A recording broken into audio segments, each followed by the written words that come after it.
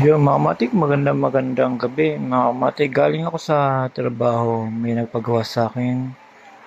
Ah, ang tawag dito mga matik, TV Plus. Hindi na siyang maandar, wala siyang power supply. Ngayon, aayusin natin. Meron dito lobo mga matik na capacitor. Papalitan lang natin mga matik. Ito siya. Lobo na mga matik. Pagka lobo na isang piyesa niyan mga matik, maaaring hindi na siya gumana. Ngayon, tatry natin. Pagka napalitan natin kung gagana. Mga matik.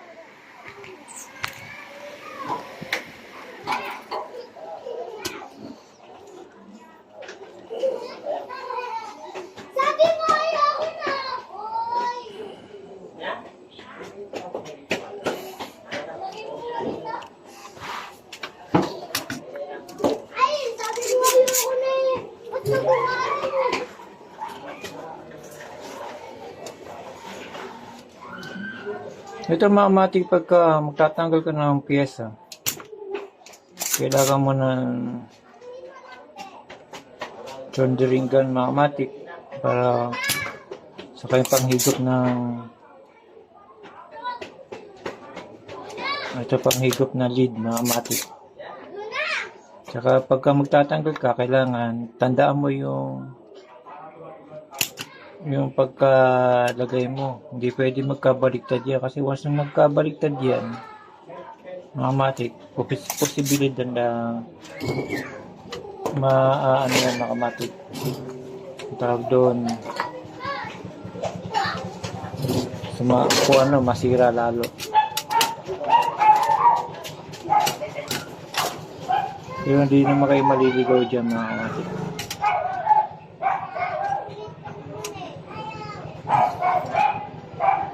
Ayaw matanggal. Pagka ayaw matanggal, ulitin lang ulit.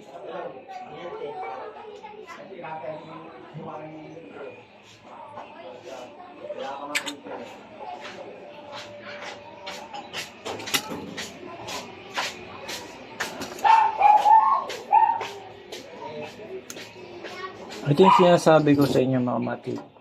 Kung saan kayo isabak, pagka marami kayong alam, mga kamatik, ay hindi kayo maubusan mga kamatik na gagawin. Dito tiyaga lang mga kamatik. Hindi ako nakatapos na ganito pero may nagturo lang din sa akin. Ngayon, yung nagturo sa akin, inano ko naman, inaccept ko naman yung maturo niya sa akin hanggang sa natuto na rin ako mga kamatik. Pero hindi naman ako masyadong biyasa. Sakto lang konti lang mga kamatik.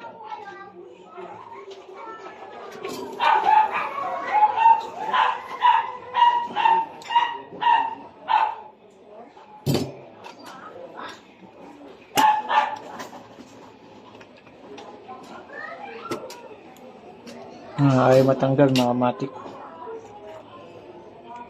Nakakapit pa yan mga matik. Pagka ayaw matanggal, nakakapit pa yan.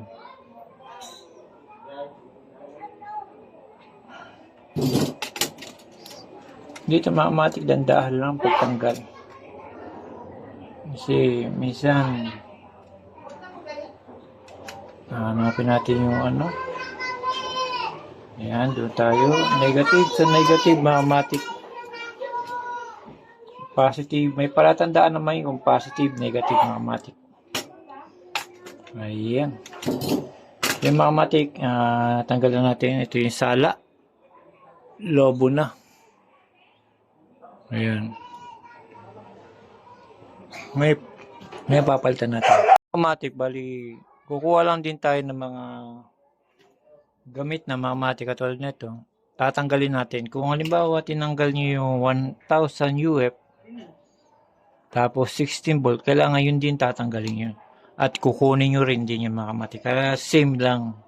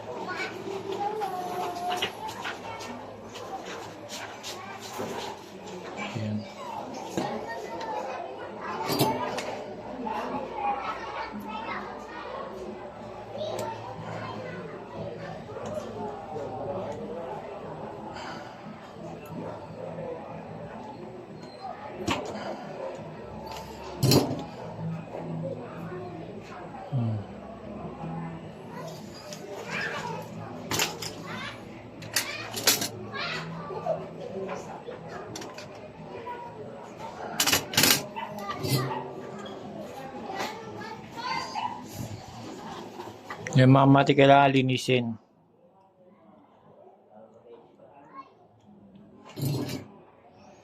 Tanggal tayo mga matik, negative saka positive. Yung mga matik ko, yung negative saka positive mga kamatik. Kailangan pares lang mga kamatik ilalagay.